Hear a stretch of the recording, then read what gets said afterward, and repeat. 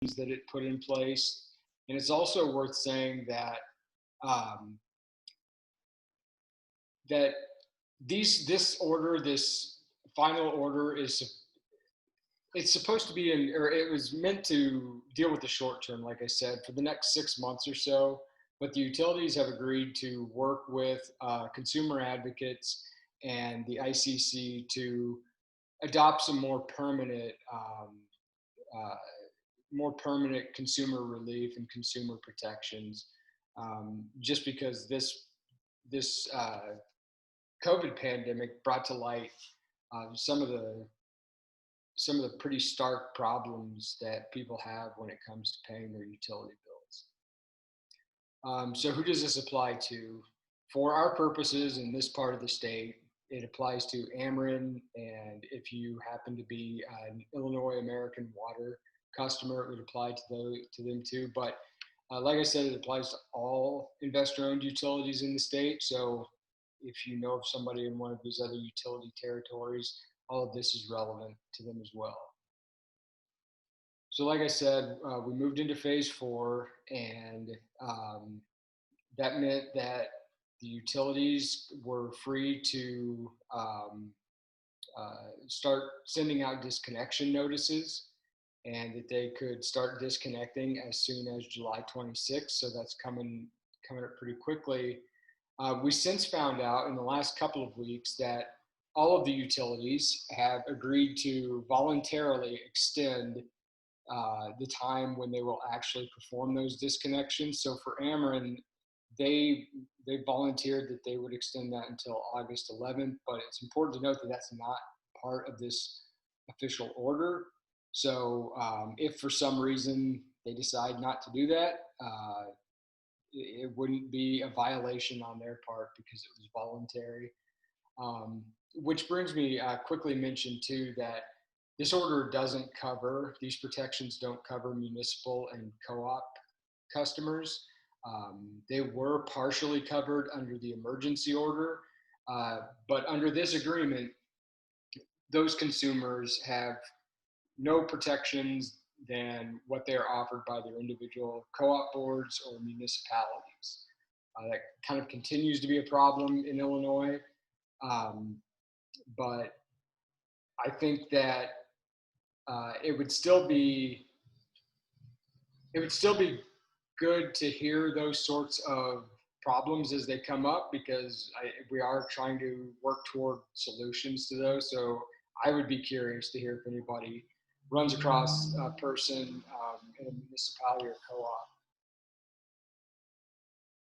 So anybody who had their service cut off between June 18th and June 18th of last year and this year, so in the window of 12 months, if you had your utility service cut off, you could apply for reconnection.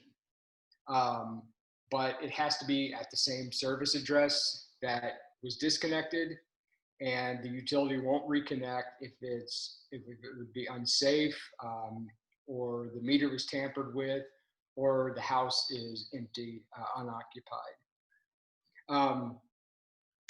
So, and for customers who self-certify, and I'll lay this out at the beginning too, that under this new provision allows anybody to self-certify financial hardship, meaning that you call the utility and tell them that you've been financially burdened by the pandemic. They will take that on your word and will not require you to prove your income in any way. But by doing that, you kind of open yourself up to more extensive protections under this order. And the first of those being that for those people who self-certify, reconnection fees are going to be waived for 6 months, which is definitely like an upfront hurdle to utility service. Excuse me. So for the first 6 months, the utilities are required to offer longer payment plans to help people pay off the debt that they've accrued. If over the course of the last couple of months you haven't been able to make your Ameren payments or your water bill payments, your Illinois American water bill payments, and so you've stacked up quite a bit of debt, then this is part of that more robust repayment plan that the utilities are offering. Customers are all customers are eligible for that. If you get on a deferred payment arrangement and they are going to charge you a down payment, that can't be any more than 10% of the amount you owe, and they've extended the time that they're going to allow you to pay off that that debt. It's up to 18 months, 24 months for people who self-certify with no down payment at all. So again, that's eliminating a barrier. That down payment is a barrier to somebody who's already on financial hard times. Financial assistance, this is probably one of the bigger pieces of the order. It's debt forgiveness. And so that's Ameren offering to just wipe out up to $400 of your bill. That's the first time that they've offered anything like this, and the point of it was that people are kind of struggling enough, and if they're going to be carrying on a debt from their gas and electric bill, then we're going to be in the time of economic recovery. That's kind of one more thing that they can't get past. So Ameren and all of the utilities have agreed at different amounts to clear out some of that debt. Like I said, that those totals will vary depending on the program funding and how much each customer requires. If you only have a $50, if you're only in arrears $50, then of course they wouldn't spend the full amount to clear your debt. But in the next couple of days, the utilities are required to let the ICC know how these funds will be distributed, because right now we're not 100% sure how, if you have debt on your Ameren bill, if you're in arrears so much, it's not clear how Ameren's going to get you that up to $400. But we'll be finding that out in a couple of days, and that information, we'll post that on the CUB website, and we'll put that out on all of our social media for sure. I think the important underlying lesson from all of this is that the funding for all of these programs is limited. It's very possible that the funding for most, if not all, these programs will run out. So people need to contact their utilities immediately if they're having any kind of financial hardship. And the utility customer service representatives have, as we understand it, gone through quite a bit of training. So they know or they're supposed to offer these things up front. And it's not going to take a lot of explaining on a person's part. And like I said, for the self-certification, they're not going to require any kind of proof of income. So utility reporting, this isn't really relevant so much, I don't think, to helping people out, but rather it's to show that, I guess it does help people out. The utilities are not going to report people for late payments to the credit bureaus or reporting agencies, which is really helpful. But something that's fairly rare sometimes for the utilities is to report data to the Illinois Commerce Commission. And this agreement, they have agreed to report that for the next year plus. So we'll get a lot of useful information out of that. We'll be able to see which consumers were really struggling with their utility bills, and that can give us some insight on what types of utility plans to offer, the low utility affordability programs that might be helpful in the future. And with that, I will turn it over to Gabriel so we can go into kind of how to reduce the amount that you would even owe on your bill in the first place. Yep. So I'm going to go on and talk about some energy efficient, go back. Oh, I'm sorry. So I'm going to talk about some energy efficiency tips for the summer, because, we're in the summertime now. And so a lot of our energy usage is going to go towards keeping the home cool. And so like this part of the presentation is to talk about like, how do you keep your home cool, but also like do it in an efficient way. So the first thing that I'm going to talk to you about are like the utility savings programs. The first one being peak time rewards. So peak time rewards is an incentive-based program that is designed to help reduce energy usage on the grid on high demand days where the grid may not be able to efficiently serve everyone. And so the way that peak time rewards works is that if a customer is enrolled in this program, Ameren will contact that customer 24 hours before the designated peak time day with a designated time for them to reduce their energy. And if the customer is able to reduce their energy during that time on that particular day, then they will receive a credit on their next month's bill. And if the customer isn't able to reduce their power, their energy usage, nothing happens. So there's no penalty. And this program is completely free to enroll, and also completely free to like take yourself off of. But it's a great program that with no real drawbacks, just straight benefit. So that's peak time rewards. Next slide. The next program that I want to talk to you about is Power Smart pricing. So when we typically think about the price of electricity, we think that electricity is constant throughout the day. And that's because of the way that we're billed, X amount of cents per kilowatt hour. But in actuality, the price of electricity actually fluctuates throughout the day. And this is a graph of how the price of electricity fluctuates. The orangey brown line represents the price of electricity during the summer months. And the blue line represents the price of electricity throughout the day on the non-summer months. And as you can see, for the summer, there is one peak, and that peak represents the highest, Oh, I'm sorry. Screen keeps.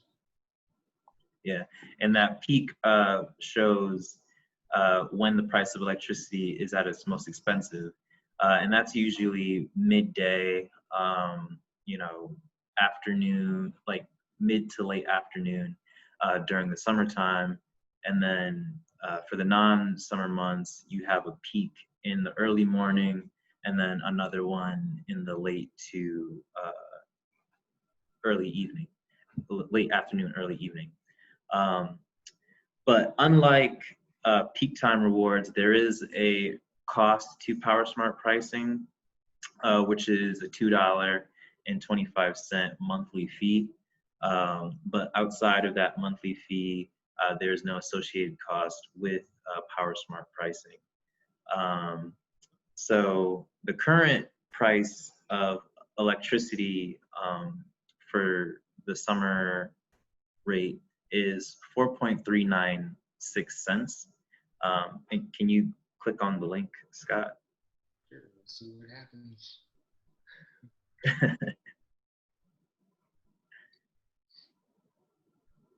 There we go. All right. So this is the Power Smart pricing website, which shows you the actual price of electricity for today. And I think the tomorrow prices are available too as well, but we're just going to focus on today's price. So the highest price for electricity today is 4 cents, which as you can see is lower than Ameren's summer rate right now. And then I believe it was like at 10 o'clock. No, I think it was 11 at night.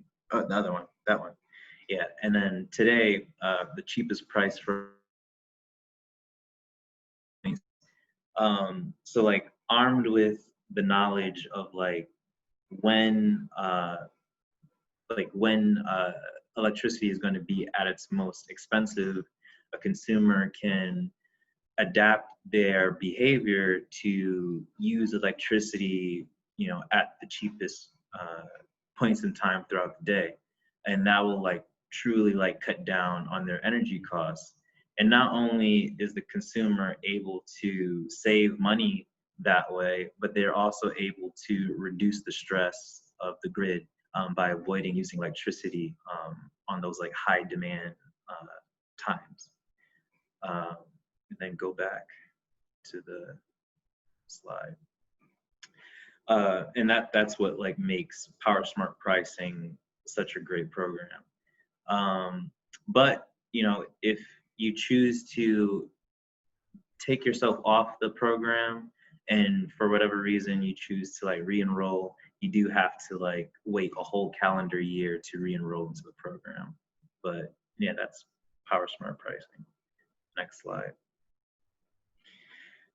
So the next thing that I'm going to talk to you about are, just summer efficiency tips that anyone can do in their home to, make their homes run just a little bit more efficiently and keep their homes cooler. So like I said, a lot of our energy usage during the summertime goes towards the cooling of the home. And so my first tip that I'm going to talk about are windows. And so it's said that roughly 80% of direct sunlight that enters your home through the window, that comes into your home through the window, will turn into heat. And so that added heat will eventually make your home have to work harder to cool itself, increasing your energy usage and, eventually your bill. So to prevent that added heat, some simple things that you can use to cut that are curtains, shades, and blinds, to block that sunlight from entering in your home and, heating up your home more than necessary. The next tip is using your thermostat more efficiently. And this simply is just setting your thermostat at a higher degrees when you're not going to be home, and then when you are home, just setting it to a lower setting to cool your home. The next thing is cleaning the air filter to your AC units. That's important because the debris on the air filters to the AC makes the AC have to work harder than need be to cool your homes. So by simply cleaning the air filters to your AC units will help you cut down on your energy usage. And lastly, sealing up cracks and openings to prevent warm air from entering your home, and vice versa, cool air from escaping your home. So for this, you're gonna want to make sure that the rim joists around your home is properly sealed, along with any cracks around the window ceiling. And if you have a gap underneath the doorway, using a slip to close that gap to make sure that the cool air stays inside. And for sealing up cracks and openings, simply using caulk and weather stripping can help you do that. Next slide. So the next thing that I'm going to talk about are resources to help you keep cool during this time. So this webinar mainly focuses on Peoria. So these are some Peoria resources that I found. So Peoria has a cooling station which is operating out of the Department of Human Services at 211 Fulton Street, Suite 300.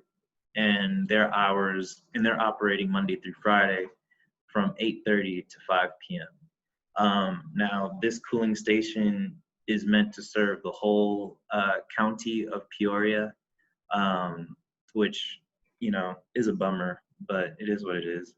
And so, but at the same time, we're also like dealing with COVID-19.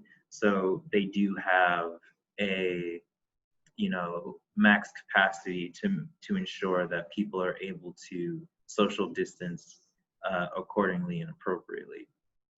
But for those who aren't comfortable going to the cooling station, there is another route and to staying cool if you don't have access to an AC unit, and that is reaching out to the Peoria Mutual Aid Group.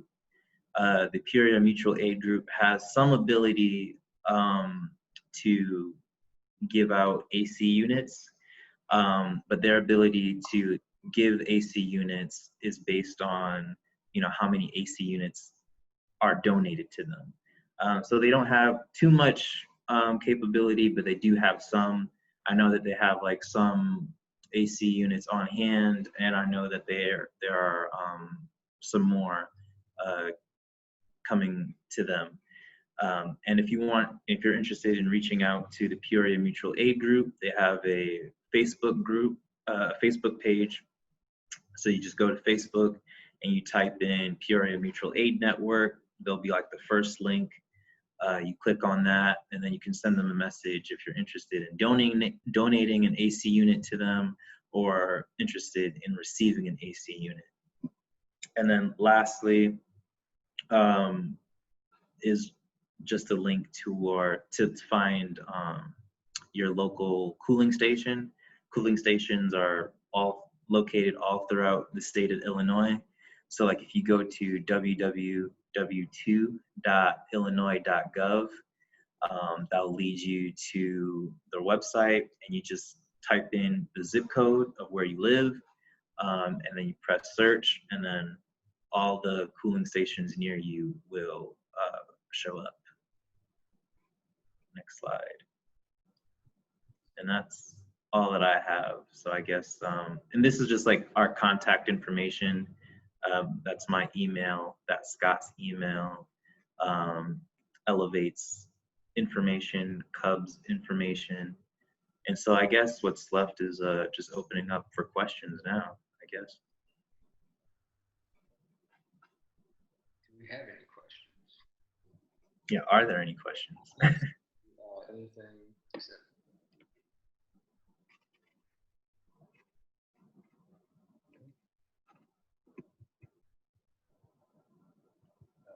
let's see if I can figure out how to stop. Here we go.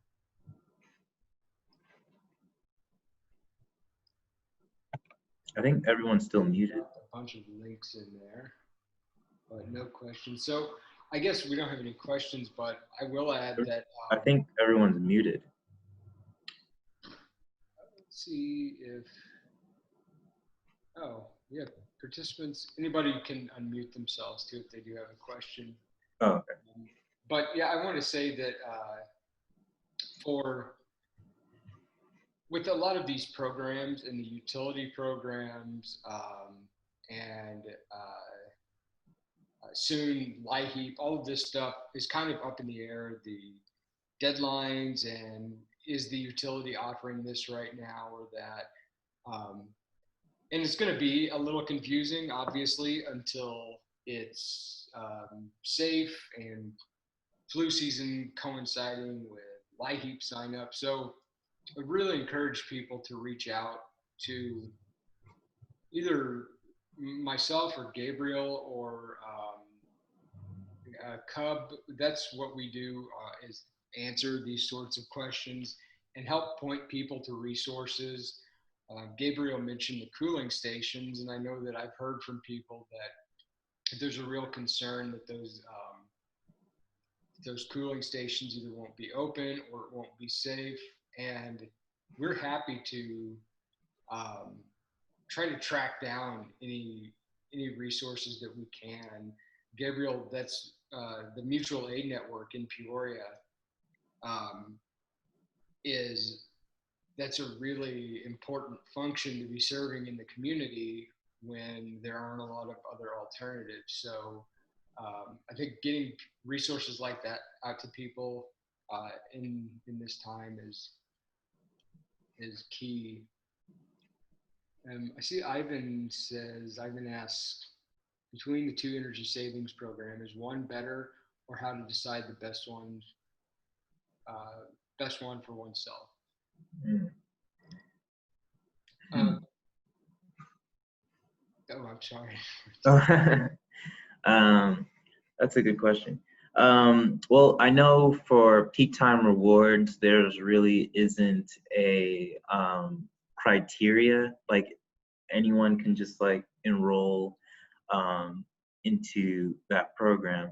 But as for Power Smart pricing, some consumers are better suited than others.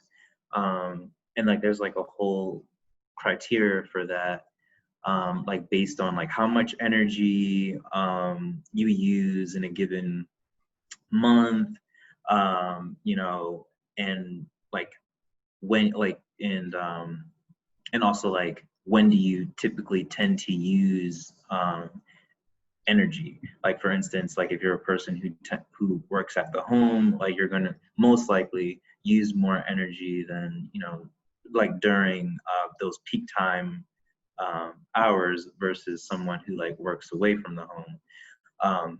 But Elevate Energy is also the organization that like administers and enrolls people into like Power Smart pricing and peak time rewards. So like if you have like so if you're interested in enrolling in either or program, you can either go to our website or call our call center, and they will, you know, evaluate um, your situation and see if you're a good fit for Power Smart pricing. Yeah, I'll say to throw in my 2 cents on that, Ivan. I'm enrolled in both programs. I've been enrolled from the beginning in the peak time rewards, um, so since 2015, and I think that my total savings in that program is something on the order of 11 cents. Um, but I'm atypical in there. I tend to use less electricity. I'm also on Power Smart pricing right now, and I think my average savings is between $3 and $4 a month. And again, I don't use a lot of electricity to begin with, so by the time I factor in the $2.50 that it costs that Ameren charges to be on the program, um, and paying attention to my peak usage, um, I save about $3 a month. If I used more electricity, uh, if I use say 1,200 kilowatt hours a month or something up near that range, I would expect my savings to be a little bit higher. Um, and I really tend to pay attention to the price of electricity probably between noon and 6, the hottest hours of the day. Um, and I make sure to turn my thermostat up. So, uh, I think that there are definitely ways you could be better, more efficient than I am about maximizing. But for somebody who uses more electricity, I would really recommend checking it out. And Ivan also says customers must pick between one of the two programs or can sign up for both. You're eligible to sign up for both. You can be on both of those programs at the same time. And like Gabriel said, that I think Kate can maybe put this in the chat, the 800 number.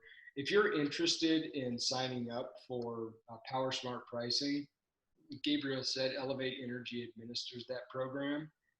if you call the 800 number, they'll ask you some questions about your usage.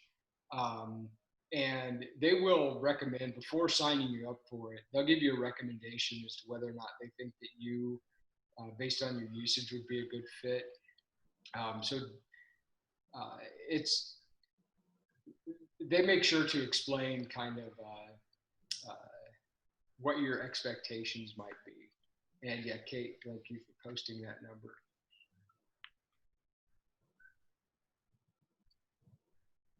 Any other questions? Marissa, how does budget billing work and can it be combined with these programs? Budget billing. So I knew that Marissa, somebody was going to throw me a curveball. Budget billing works based on your previous usage.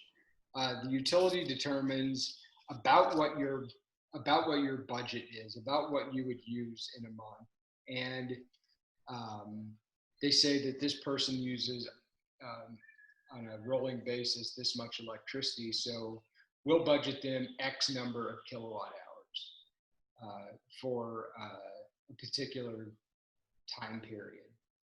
And so long as you are within that range, say that your range is 100 kilowatt hours and you use 110 one month, then they're still going to charge you the same amount. They're going to charge you whatever, we'll say it's $5. You use 110 one month, you're still going to get charged $5, but that 10 kilowatt hours is going into sort of like going into a bank, or actually be a negative amount in the bank. Then the next month you use 90 kilowatt hours, that's going to go into the bank, subtract that out, so now you're back at zero. And it keeps track of your usage like that, so the amount that you have to pay through this time period doesn't change. They're just keeping track of your credits and debits.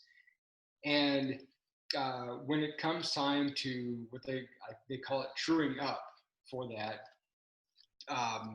they'll look at how much you overused or how much you underused. And if you kept using more than your budgeted amount during that true up period, Ameren will give you a bill that instead of that $40 or $50, whatever I said it was that they were charging you, they'll charge you now. They'll add up all your over usage and tack that on, and that will be what you owe. Or if on the other hand you are more times than not under your budgeted amount, you'll get a credit on your bill to roll through. So budget billing can be combined with these programs, and Kate will correct me if I'm wrong, but it can be combined with these programs. Just a quick note of caution, though, with budget billing. It's not a note of caution. It's more a note of recognition of what the program is. Me and I think probably a lot of my colleagues at Cub come across consumers quite a bit that for a certain period of time they've been paying $45 a month, and now all of a sudden they owe $245, and that comes on them all at once. And they weren't quite sure what the program was when they signed up for it, but it sounded like it could help. So a lot of times people think that they've been overcharged now, that the utility hit them with all these charges. You still always pay the same. You're always charged exactly what you owe from the utility. It just you're just deferring that payment to see if you use more or less electricity than you've been allotted by the utility. So just know that going into a budget billing, before enrolling into budget billing. But for anybody who takes advantage of the LIHEAP, the low income home energy assistance program, a budget billing is a requirement for that program. Any other questions?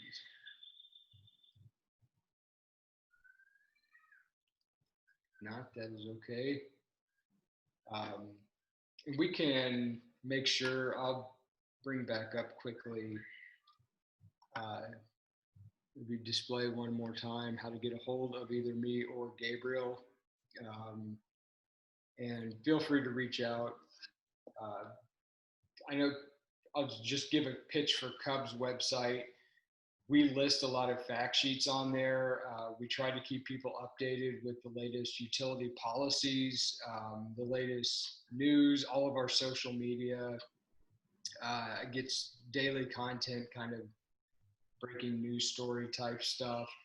And we also, I think if I can get Kate to put in the chat also, normally one service that we provide are utility bill clinics where we sit down one-on-one with people to go over their utility bills, show them things to avoid or where they might be overpaying.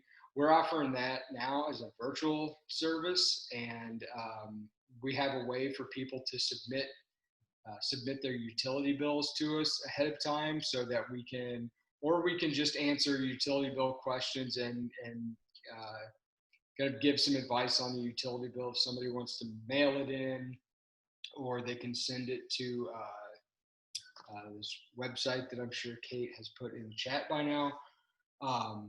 So we're always willing to help people out. The 800 number, Kate, can you also stick that in? I'm sorry. Yeah, always available to help consumers with whatever problems they have. Gabriel, you want to do another quick plug for Elevate? Yeah, our website also has some like great information on it about like energy efficiency, and also like other programs that Elevate offers. Granted, a lot of those programs tend to be based on around like Chicago area, but like there's a lot of great information there. Also to yeah, like the call center administers the Power Smart pricing program as well. So like if you want more information about that, you can always give our call center a call. Yeah, and also too, like I'm available for questions. Just shoot me an email, and I'll do my best to like follow up with you. All right. Thank you, everybody, for attending. And thank you, Kate, for posting all that information, Ivan and Marissa for the questions. Um, thank you, and have a good afternoon, everybody. See you.